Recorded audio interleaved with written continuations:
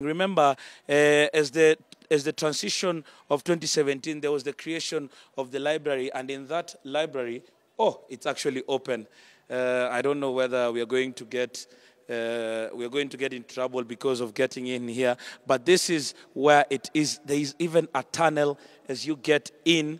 Then there are screens that are showing what is happening here, and we do expect probably as we get deeper into this place, you're going to get the inscription about what Kenya is all about, and it is there since 1963. Remember, we are celebrating the independence and when Kenya got that independence. And as you get in, yako maandishi handaki la mashahidi.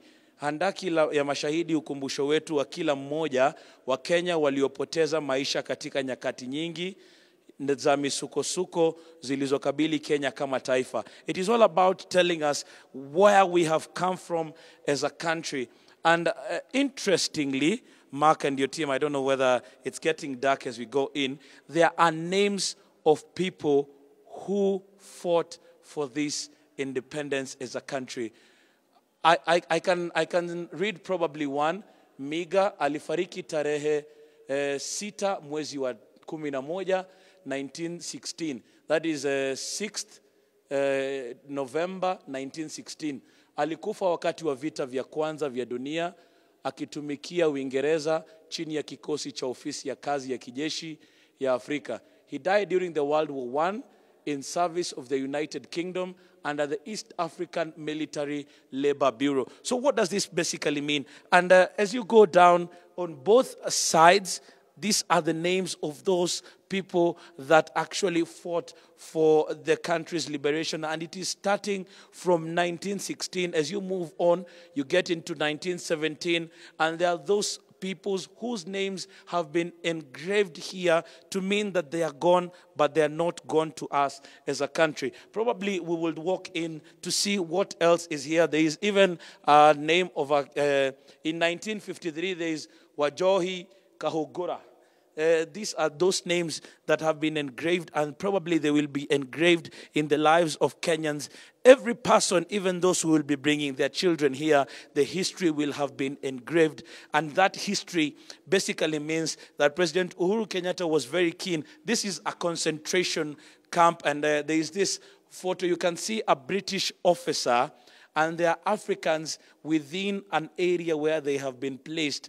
And these are people who did not have so much voice. So it says the British troops round up suspected Mau Mau members at an operation in Anvil in 1954. So there is all that history that Kenyans need to know. This is in 1952 when there was the declaration of emergency by Sir Evelyn Baring. And all this is actually showing what as a country we have gone through and what needs to be told. Remember, Mark Masai and your panel, most of us may have just learned the history in the books, and most of the people who did history did it for examination purposes.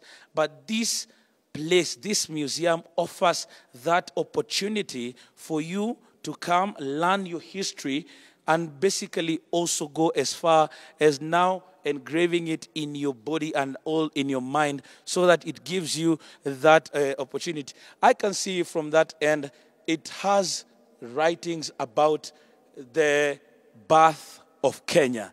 I can see from also, if we can go into one of these rooms, there is so much engraving about what has happened as a country and all that. And this is what we are talking about, the museum and what Kenya is all about. This is a locomotive 2401. This is one of those locomotives that actually drove people in those ancient years. And it says that, they were also called tribal locomotives because they were named after local communities like the Maasai of Kenya. They were imported into the country in the year 1904. So, there is too much darkness here, but Also, as we can go, we don't want to step onto this. We don't know how fragile it is.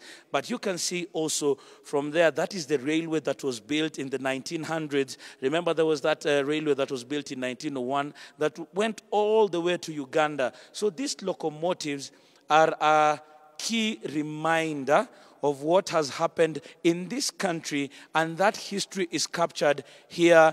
And also you can see the saxophone. You can even see some of what we as a country produce and we have produced for so long. So there is so much that is telling of this country's history. There is the sausages, there is the coffee, and everything that is very critical about this country. So basically, Mark and your panel, there is so much that the history, and this goes beyond, what is told and spoken at the podium today. What the leaders will say today at the podium goes beyond what is captured in this historic monument that was opened by President Uhuru Kenyatta yesterday. And it will go as far as giving you an opportunity as a Kenyan to learn more about this. There are children will come to this museum.